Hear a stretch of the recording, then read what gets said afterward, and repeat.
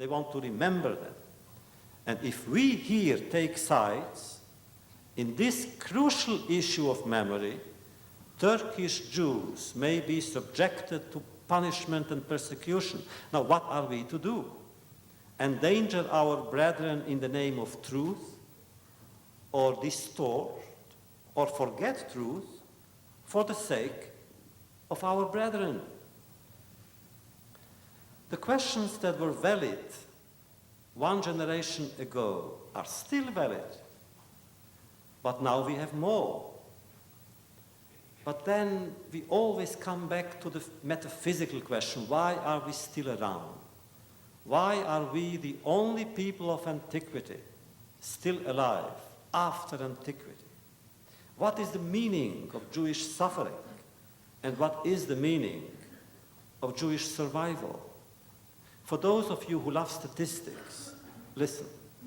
At the time of the destruction of the Second Temple, there were 4 million Jews in the world. In the year 1170, there were only 1 million, according to Rabbi Binyamin of Tudela, the great traveler who had his own census and statistics. In 1800, we were again 4 million. In 1939, we were 18 million, and now between 14 to 16 million.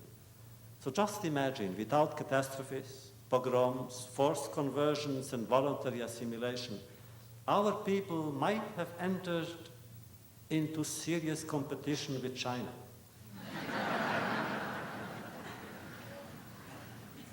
Again, the question: why are we dispersed among so many nations? And since we are dispersed, why do we elicit so much hate in so many quarters? How is one to explain anti-Semitism today?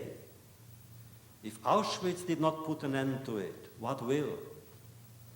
Again, true, in this country, thanks to its exemplary system of democracy, there are no movements, but only there are anti-Semites, but there is no movement that could be called openly anti-Semitic. Or there are hate groups, but they are marginal. The white supremacists, the Klan, and simple anti-Semites, Nazi parties here and there. In many respects, still, this country could be considered as what we call in our tradition a galut shel chesed, a charitable exile, a diaspora of clemency comparable only to the Golden Age in Spain or to the Weimar era in Germany. In this country, too, Jews are great achievers in almost every field, be it cultural or political. Jews are important builders and industrialists and bankers, writers and publishers, critics and artists. If in Heine's time a Jew had to convert if he wanted to acquire an entry ticket to society, today he can remain Jewish and go far and high. Still, though the analogy with Weimar and the Golden Age may be flattering, it is also disturbing. For both Weimar and the Golden Age ended in catastrophe.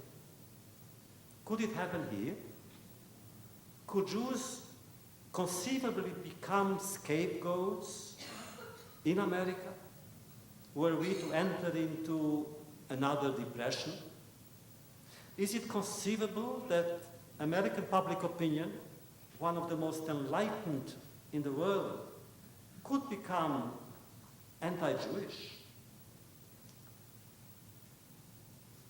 We live in a world dominated by the image. The image of Israel in the world may therefore determine the attitude of the world to Israel and to Jews. What will the outcome be of the present Iranian arms scandal? Will there be a fallout against Israel? Remember the oil crisis? It increased anti-Semitism in many Western countries, including our own. The Arab governments used their oil to punish Israel and her allies, and Jews everywhere were hated in the process. The situation reminds us of the Dürrenmatt play, which I'm sure you remember, the visit of the old lady. The old lady returns to her hometown, and with her money she corrupts the entire town. And she builds a case, meaning she makes them build a case against a man who simply in her youth had rejected her. And they all condemn him to death. Why? Because she is rich and they are poor. And because some Arabs hated Israel, the leaders hated Israel, they came to the United Nations, and some 10 years ago, with money, they managed to extract from the United Nations a condemnation of Israel. They could have then obtained anything from the United Nations. They even obtained the shameful visit of Arafat, and they obtained the obscene resolution comparing Zionism to racism. And then we all felt insulted, humiliated. In the eyes of the Arab world, Jews and Israel are one entity. Why did terrorists kill Lebanese Jews now? You know how many were killed by the Lebanese terrorists, or by the pro-Iranian terrorists? By now, 8 of them, 8 Lebanese Jews. I'll give you their names. Their names should be remembered. Yehuda Ben-Eshti and his 2 sons, Abraham and Yosef. Chaim Chala Kohen. Isaac Yitzhak Tarab. Eli Sorur. Henry Mann. And Eli Chalak. They were simply killed by the terrorists because they were Jewish. But then why did other terrorists, or maybe the same, kill Jews in the Istanbul synagogue? And in other houses of worship in Europe? Why do they single out Jews among hostages? For them, for the outside world, for the enemy. All Jews are responsible for one another. For them, the Jewish people seems united. And the question is it? At this point, I will give you what I feel. I am worried. What worries me is the inner turmoil of Jewish communities. They have been experiencing turmoil in recent years. I am disturbed by the accelerating process of polarization. Fanaticism is gaining ground in our midst, as does rancor and hatred. Extremism on the right is matched by extremism on the left. Some have turned politics into religion. Others have transformed religion into politics. Are we reliving the period of Kamsa and Bar Kamsa again? I cannot sit at this table without studying. Let's study for the next 3 minutes. And we shall reread the Talmudic story of what we call the story of Kamsa and Bar Kamsa. In those days, in Jerusalem, there lived a man who decided to arrange a sumptuous dinner. He sent a servant to invite his best friend, Kamsa. Instead, the servant invited his fierce enemy, Bar Kamsa. When the host saw his enemy in the room, he exploded. "What are you doing? Your presence is unwanted. Get out." "Please," said Bar Kamsa, "do not shame me in public. I came because I was invited. I realize it was a mistake. Let me stay, and I shall pay for my meal." "No," shouted the host, "go. Let me stay, and I shall pay for half of all the meals." "No," said the host. "Allow me to stay, and I shall pay for the entire dinner." "Out," shouted the host, and Bar Kamsa was ejected. Of course, he took it badly and thought of revenge. He said to himself, "There were many scholars present at the dinner, and none came to my defense. That means they agreed they were accomplices." And so he went to see the emperor and he said, "The Jews have rebelled against you. Prove it, said the emperor. I shall, said Bakhtiyar. Send an offering. Let us see whether it will be accepted in the temple, meaning an offering by a non-Jew. And the emperor gave him a calf for that purpose. But Bakhtiyar secretly wounded its lips or its eyelids, thus making it blemish, impure for sacrifice. In spite of this, most sages were ready to recommend it for sacrifice in the temple. Only the youngest, a certain Zechariah, son of Achillas, said no. What will people say? The blemished animals are accepted as offerings. So some sages proposed to kill the informer, thus preventing him from reporting back to the emperor. Again, the young scholar Zechariah, son of Achillas, voiced opposition. What would people say, he said? That the blemishing of animals is punishable by death? Oh no. At the end, nothing was done. Bakhtiyar went to tell the emperor that his honor had been insulted. And the emperor, in retaliation, attacked Jerusalem and reduced the temple to ashes. And therefore we are told in the Talmud, because of Kamsa and Bar-Kamsa, the temple and Jerusalem were destroyed. What a depressing story. And what sad characters. They are all to blame. First, the servant. Hadn't he heard well? Hadn't he known his master's feelings toward the friend Kamsa and his hostile feelings towards his enemy Bar-Kamsa? Or could he have made a mistake on purpose to embarrass his master? Were employers and employees class enemies already then? Secondly, the employer, the host, is to be blamed too. He is heartless. Granted, Bar-Kamsa was his enemy. Still, Bar-Kamsa knew it, and yet he came. Maybe he wanted to make peace. Maybe he wanted to ask forgiveness. Why did he offend him in public? But then does it mean that Bar-Kamsa is above reproach? No. Bar-Kamsa was only raising so many problems. Once he was asked to leave, he should have shown more dignity. And he should have left right away. Why did he stay when he was unwanted? Furthermore, even if he was angry at the hosts and the sages, why did he turn to the enemy for justice? Why didn't he address himself to a Jewish court? Why did he make the entire people of Israel pay for one man, for one person's discourteous behavior? And why not admit it? The sages too are far from being innocent.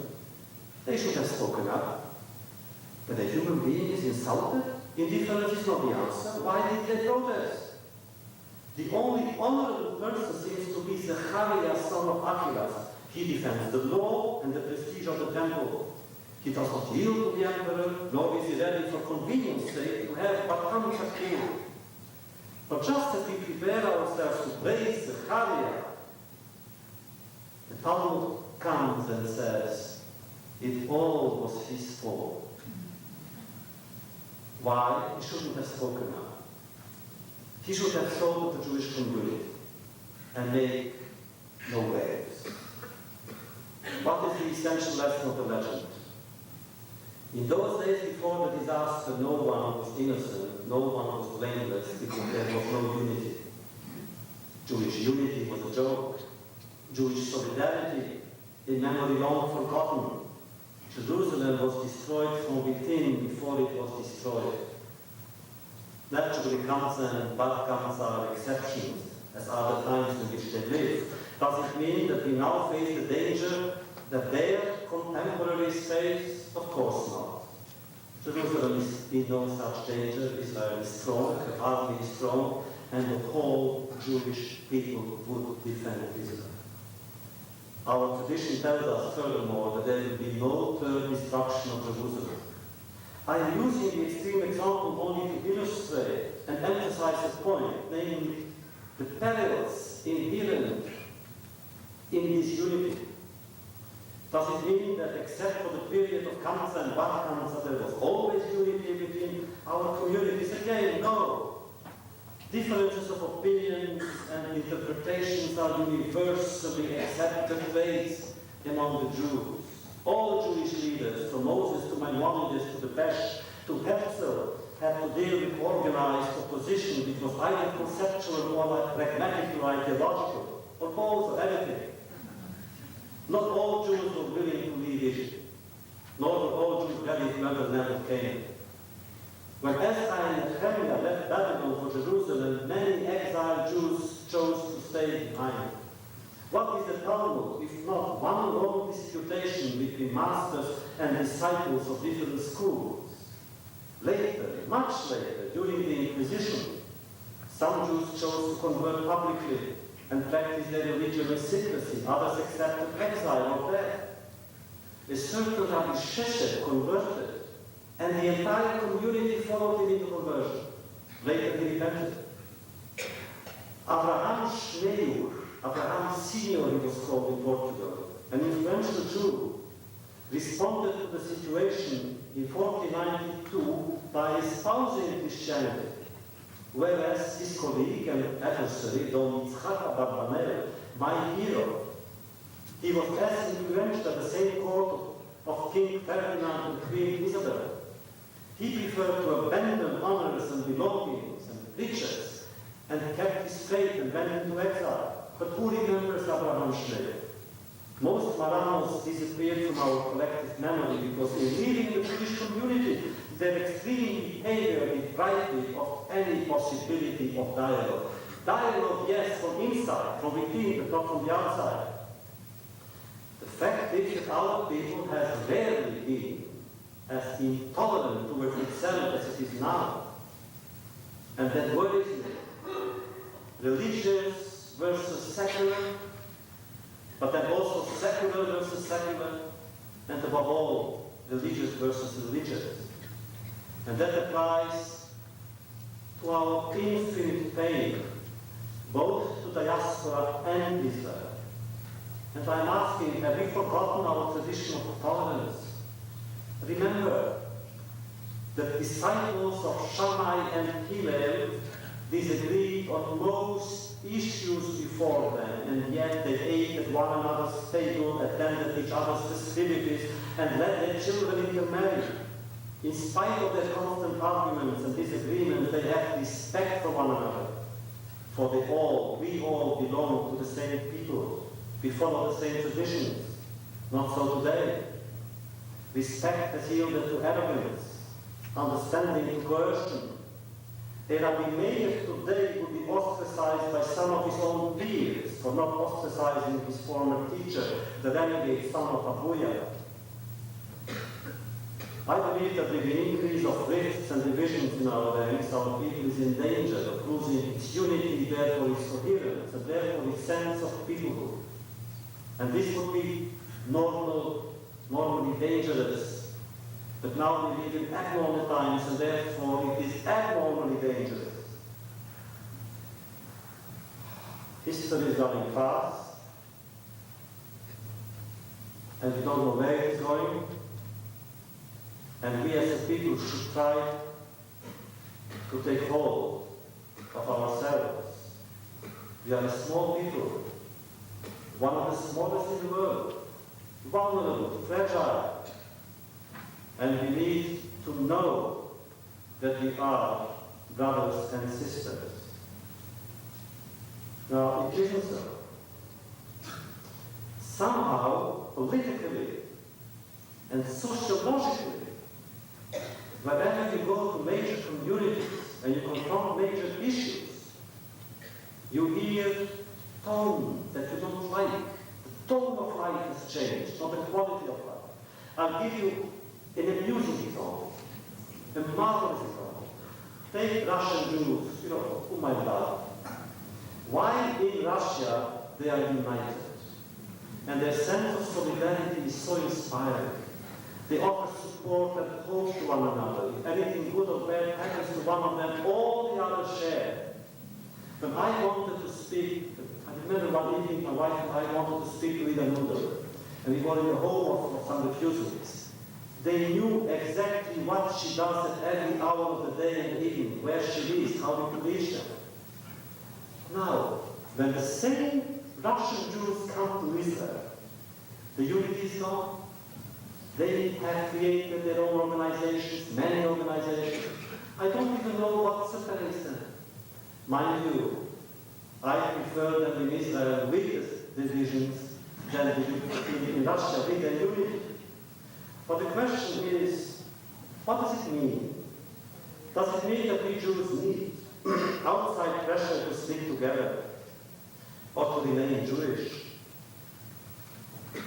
The question of Jewish responses to peril has always stimulated responses from all kinds of scholars, thinkers, groups. Of course, the religious Jew knows how to respond. The national Jew also knows how to respond, the Zionist. There was also a response called assimilation. In 1937, the renowned scholar Alvin Johnson, I think he was the one who created the new school, he came out with a 3-point plan on how to fight anti-Semitism. Listen, 1, to abandon Zionism. 2, to fight for other minorities. 3, not to draw attention. Imagine this naive idea was uttered and formulated only 50 years ago. It reminds me of the story, that three people were condemned to death. And the first was asked whether he accepted to be blindfolded. He accepted. The second also accepted. The third one said no. So the second one said, troublemaker.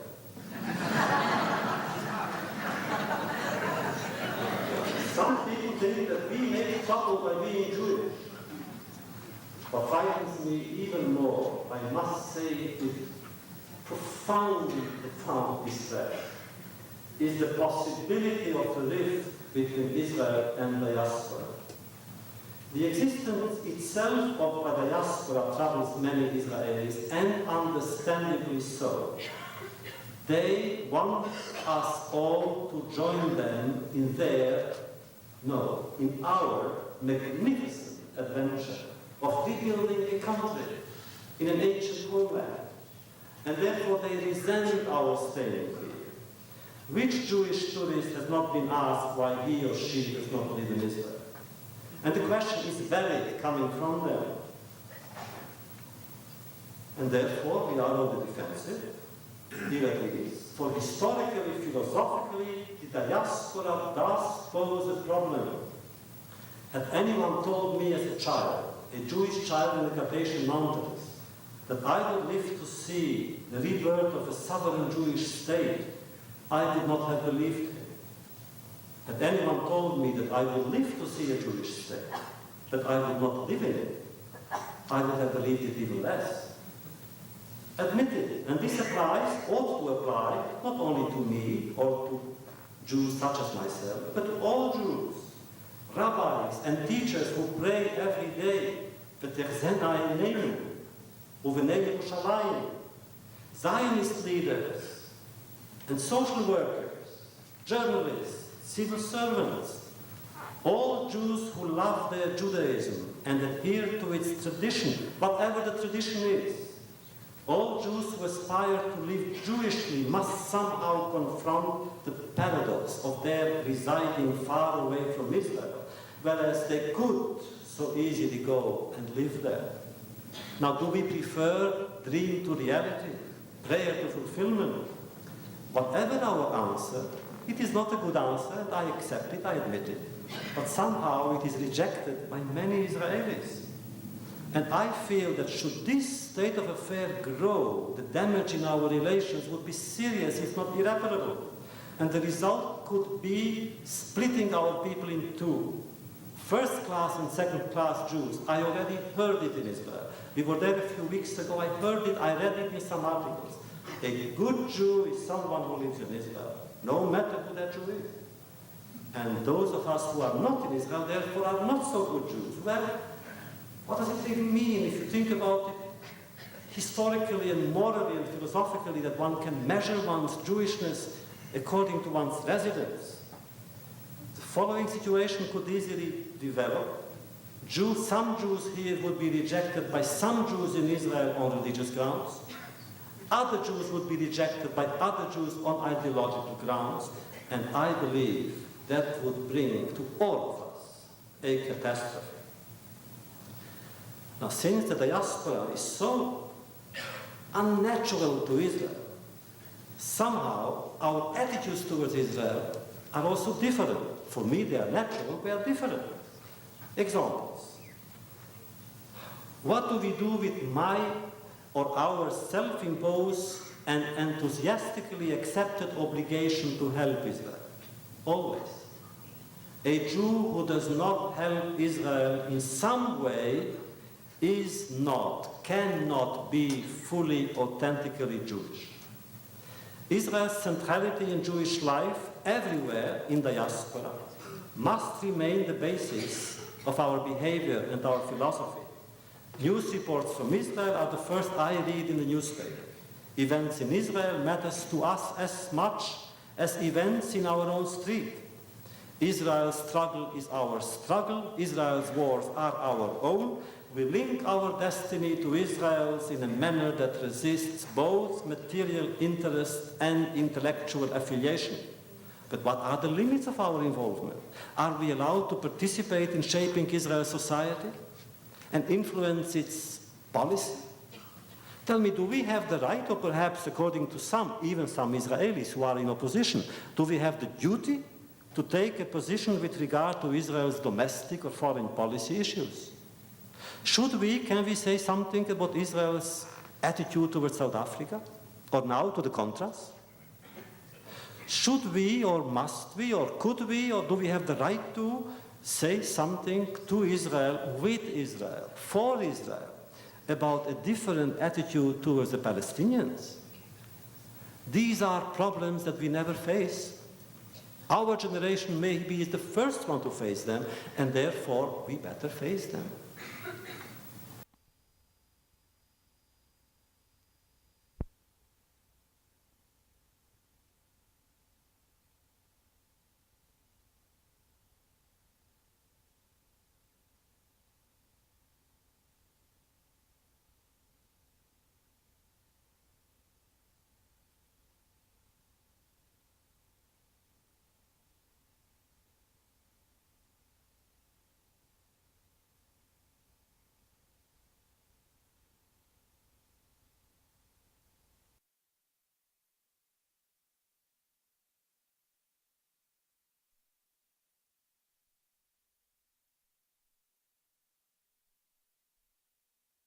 Is not the resurgence of anti-Semitism, nor is it the insidious threat of assimilation. As a people, we have somehow managed to overcome both perils. I am worried not by the outside menace, I am worried by the internal one. I mean by our disunity. I would call it the most serious danger facing the Jewish people today. We are too fragmented, too split, too self-centered, each in his or her own group. Said the Talmud, I quote, God warned the children of Israel, do not hate one another, do not be jealous of one another, lest the angels in heaven tell me, you see, Master of the universe, you have given them the law, the Torah, but they have neglected its teachings. If true solidarity means the acceptance of pluralism, intolerance leads to the absence of solidarity. So, of course, there are priorities that compel us to join action. The safety and the welfare of Israel, Russian Jewry, the fate of Jews in oppressed countries. Remember, there are Jews in oppressed countries, in Iran, in Ethiopia, in Syria. About Jewish education in our own country, Jewish philanthropy, fighting racism, involvement in human rights activities, all these are priorities. However, without unity, none of these battles would be successfully fought. Instead of fighting for our people, we would fight one another, and thus against our people. How can I not conclude with the example of the recent past? Do you know why so little was done during the war to help European Jews? So little was done because there was no unity in the American Jewish leadership. There was too much infighting. I read now the books, I have read them for years, and I don't understand myself. How could they be so party-minded, organization-minded? A sense of urgency must permeate us all. A major effort must be undertaken to bring about more unity in our midst. Its disruption would make us forget our past, and there is no danger greater than that. A Jew who remembers other Jews as well. A Jew who forgets ceases to be Jewish. This unity would lead to forgetfulness. Thank you.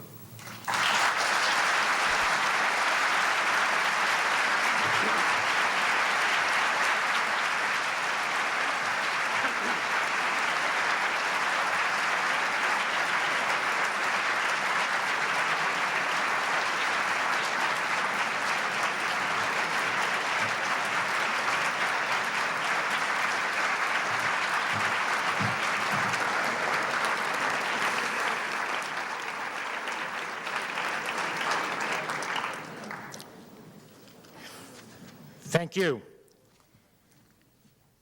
Friends, many of you, I'm sure, have questions which you would like to pose at this time. As you've noticed, there are ushers who are distributing and collecting index cards on which you can write your questions. Please do that and pass them to the aisles, and your questions will be brought to my attention. While we're waiting, let me also invite you, at the conclusion of our formal program, to join us in the Weil Art Gallery, adjacent to the auditorium, for a champagne reception in honor of Elie Wiesel. I'll take the prerogative of the chair in asking you, Elie, the first question. You've talked about the Jewish people, as we asked you to do. But in history, the Jewish people resonated to, thrived on the Jewish religion, the faith of Judaism. In this age of rationality and modernity and knowledge of the Shoah, belief and faith are scarce commodities. And religious practice seems, as you suggested, to be almost as political as religious.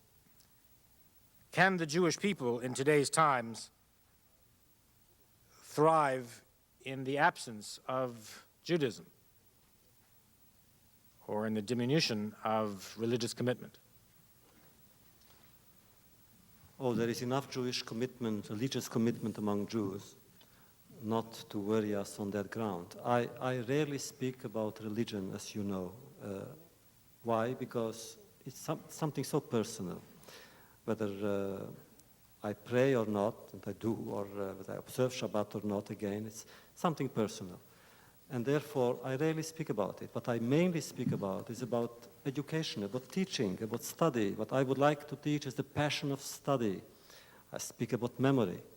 Now, there are today, I know, many religious communities, and more are being founded, not to worry us too much. But on the other hand, to be frank with you, I must answer you, I cannot imagine the Jewish people without a religious commitment. But that does not mean that the entire Jewish people should be committed religiously. It cannot be.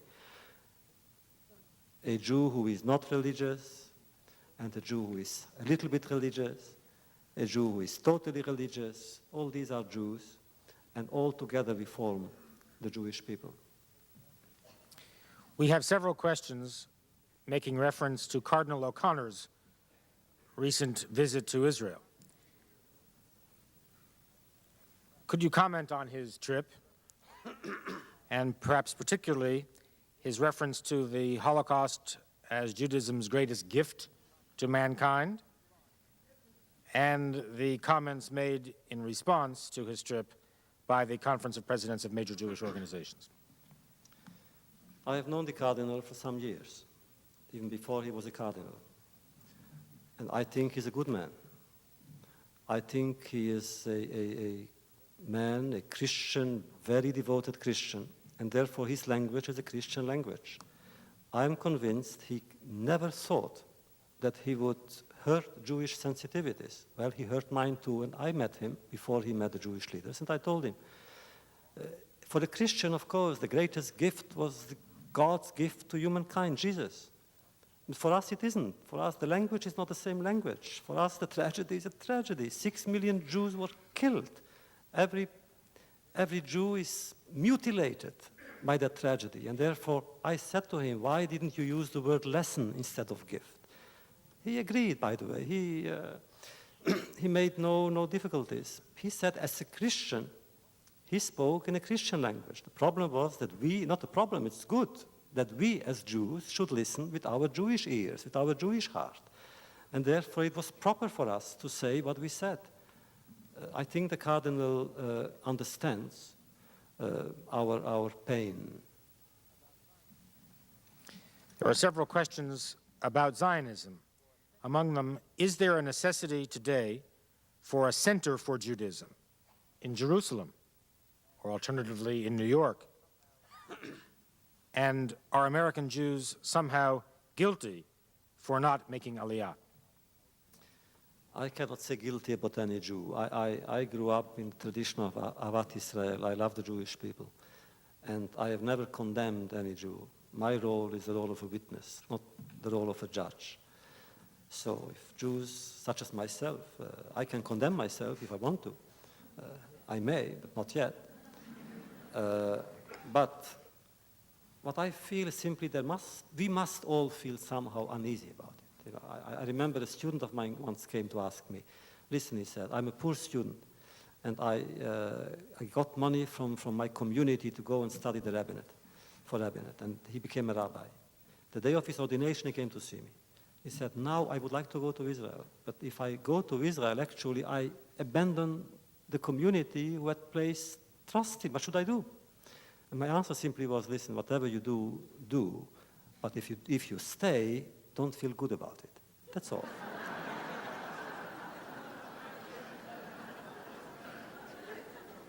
As for the center, there is only really one center. The center is Jerusalem. Jerusalem is a center of Jewish history. And we may have other centers, but this center must be in Jerusalem because the center is Jerusalem. With reference once again, obliquely to Cardinal O'Connor's visit, granted that Jewish theology and Catholic theology differ significantly in their views of suffering, witness the Cardinal's comments about the Holocaust, how can Jews and Catholics and Christians in general understand better each other's views and speak sensibly and sensitively to each other's concerns generally and about the Holocaust? Education. If my grandfather really had known that I would speak one day to a cardinal, believe me, he wouldn't have believed it.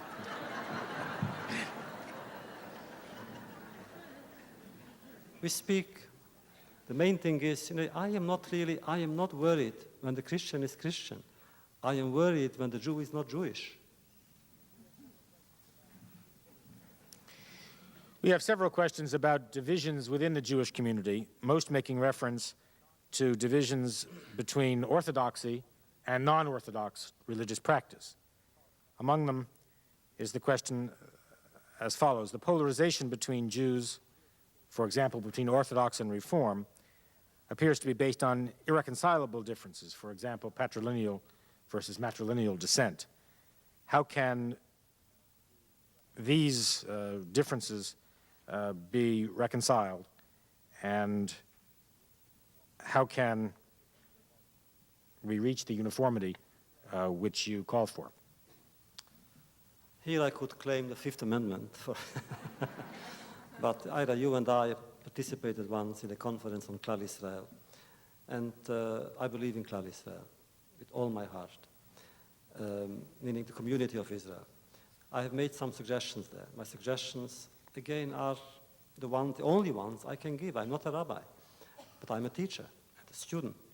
I would like to say that study could be the common ground for all Jews from all denominations, from all sectors.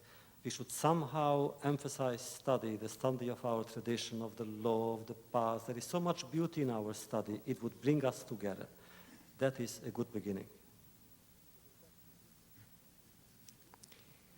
With respect to Israel, isn't the continuing rule of Israel over 1.25 million Arabs on the West Bank a serious danger to the morale level of Israel and to the image of Israel and the Jewish people?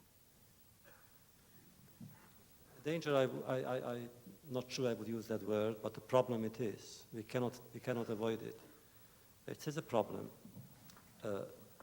I would, of course, if I were Prime Minister of Israel, if I were the President of Israel, if I were, I don't know what in Israel who had something to say, I may have different opinions. But all I can say now is that I am confident. I really have hope that Israel will somehow surmount this problem as well. I'll tell you why I have it. This is something which remains with me. Years ago, many years ago, we watched Sadat's arrival in Jerusalem. We were friends, two friends who are here tonight, and my wife and I. And I remember it was a Shabbat, and we watched television. You know, we don't watch television that much. It's surely not in the middle of a Shabbat. But we watched television, and we had tears in our eyes. We had tears. You know. We couldn't believe our own eyes. We looked at each other. Are we dreaming? Sadat in Jerusalem, Begin, Sharon, what's happening there? Ezer Weizmann, all the generals. Okay. And what moved me was not only Sadat's coming to Jerusalem. What moved me was that there were thousands of Jews who came to welcome him. Thousands and thousands. Among them, there must have been thousands of orphans and widows who have lost their wives or their husbands or their fathers or their children in the 73 war, which he, Sadat, had engineered. And yet, all of these orphans and widows had overcome their sadness, maybe their anger, their bitterness, and they came to receive Sadat as a brother. If a community is capable of such metamorphosis, I have faith in that community. And there must be some opportunities. There will be opportunities. I am not a politician. I don't know which opportunities. But I know because something has to be done, I know that something will be done, and I know that the Israeli people will be ready for it. A few more questions on Israel, and then we'll turn to a few other subjects. Oy. You should see these. You will. Two controversies regarding Israeli policy, additional controversies. Do you believe that Israel took a major position on the Contras, or is this administration scapegoating? And why did Israel, or does Israel, sell arms to South Africa? And is that a problem? You know, in the Talmud, we have a marvelous way of answering questions that cannot be answered, teku, which means one day the prophet Elijah will come and he will answer all the questions. I don't know. I really don't know. If I know, I don't even dare to say that I know, because it's so complicated, so complex and obscure. I don't know enough to come out and say I can totally defend Israel. I cannot. I wish I could. I always do. I love to defend Israel. On the other hand, I cannot come out and simply say I condemn Israel. How can I? I don't know enough. So let us wait until the prophet will come. There are several questions about the Shoah and reactions to it.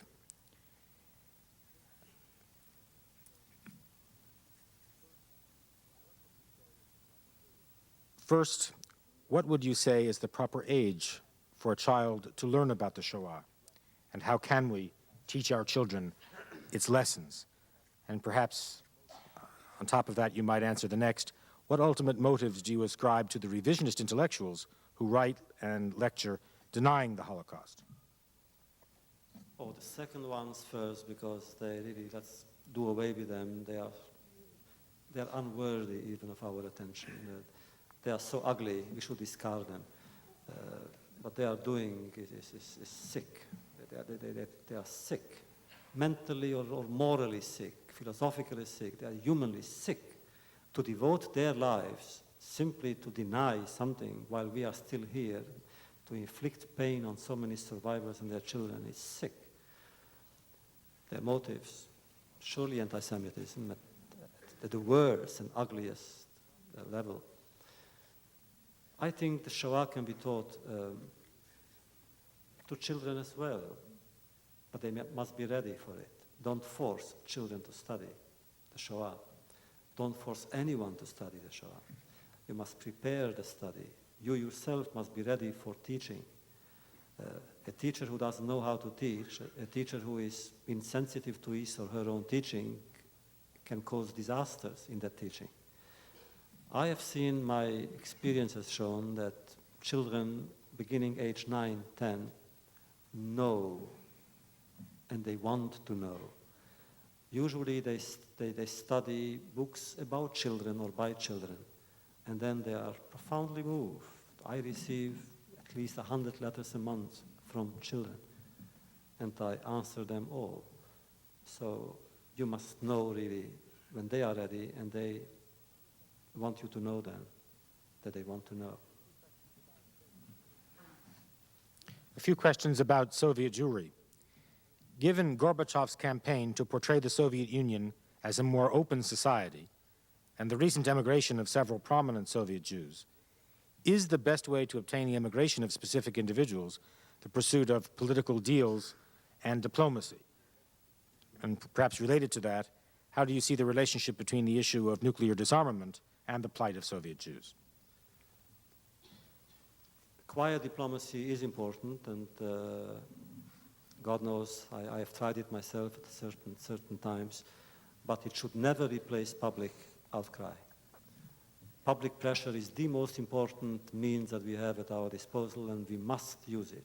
Meaning journalists should write, and readers should read, and the Russians should know day after day that we are concerned. They try to link it to disarmament. I've seen it in Russia when I was there. That's what they really try, and they're trying to make deals.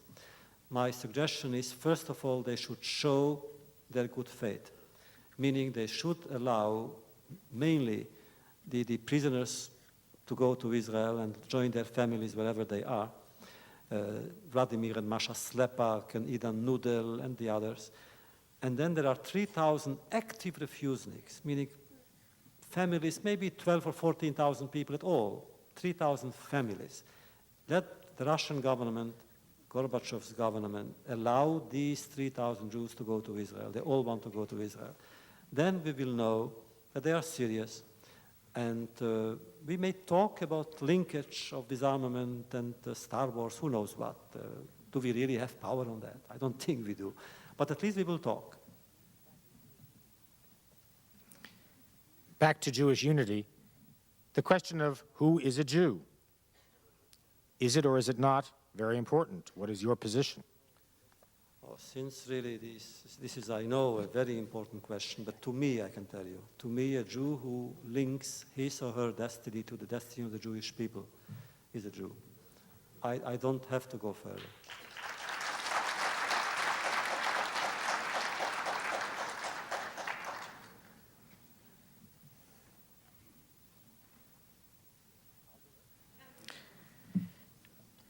I'll do it.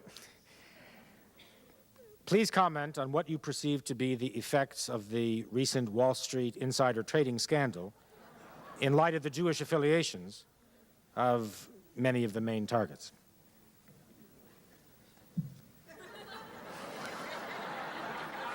Sorry. There is one area where I know nothing about, really. There are so many. It surely is Wall Street. I don't know, but, you know, I feel that Jewish responsibility is important. When a Jew does something, he or she commits the Jewish people and Jewish honor. So of course it's depressing, it's embarrassing. But on the other hand, we should be careful, meaning because of that person, we should say that all people on Wall Street are like that, chas v'chalila. We should not do what the enemies are doing. All right, we are normal people. Normal, okay, but you know. We also have this kind of people, but why don't we think of those that are not like him? That we have the great scholars and artists and violinists and bankers and who are good. Well, why not? All right, we have one.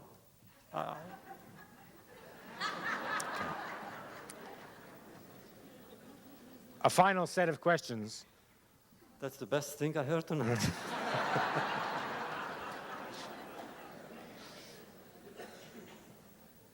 Moving from Jewish security back to the question of faith. 3 questions. What can be done or should be done so as to eliminate or reduce Jewish vulnerability? What is your answer to the question, why have the Jews survived? And then the one that you always get, with all you've been through, do you believe there is a God? No.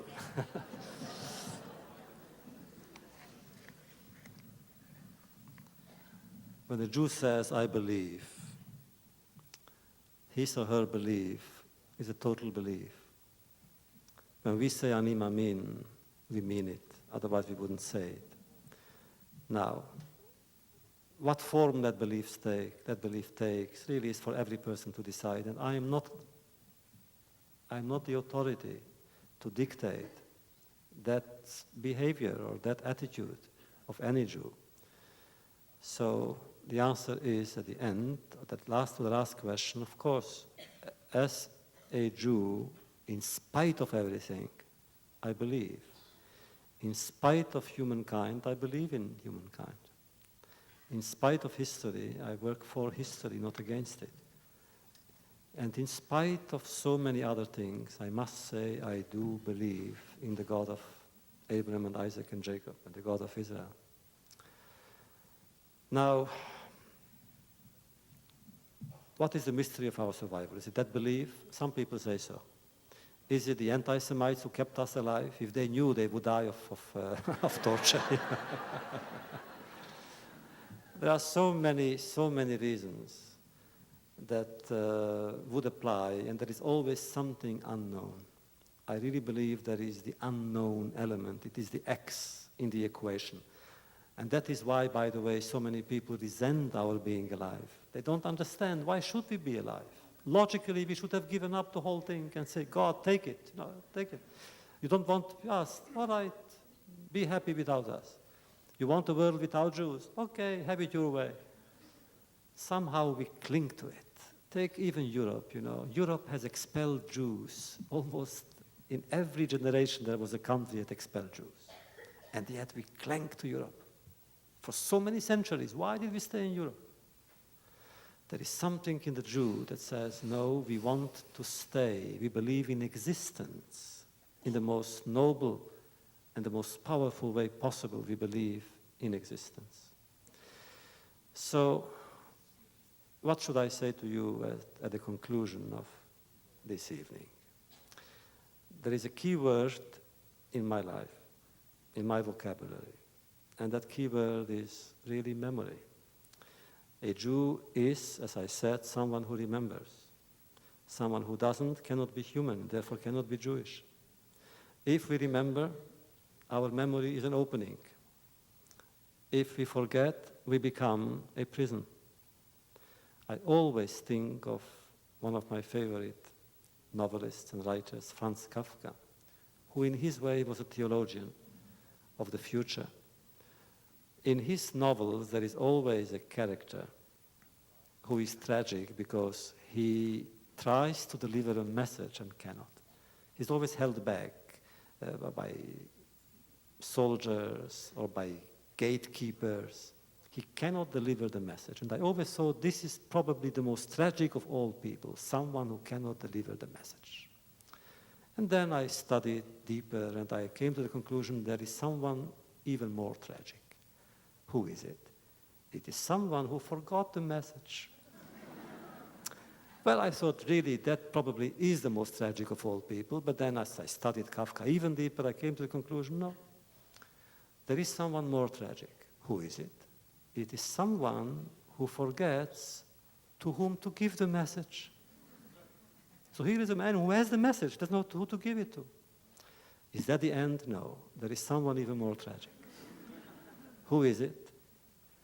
It is someone who forgets from whom he received the message.